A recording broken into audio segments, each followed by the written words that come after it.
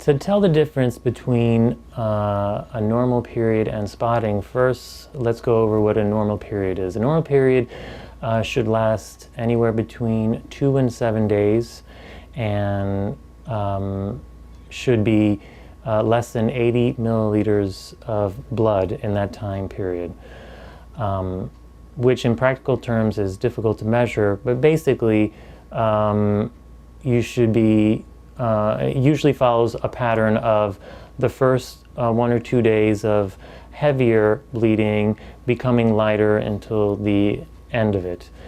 Spotting is what it sounds like, is bleeding that is not enough to soak a pad or a tampon, and that usually occurs in not any real pattern.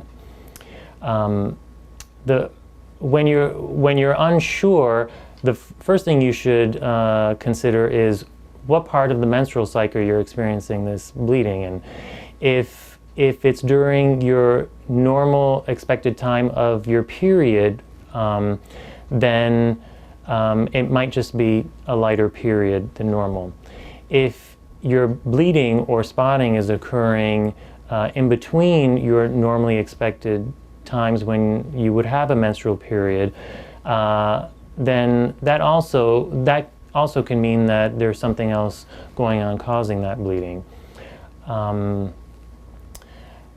To figure out what that is, really the best thing to do would be to contact a physician, preferably a gynecologist, that can help figure out the source of that abnormal bleeding.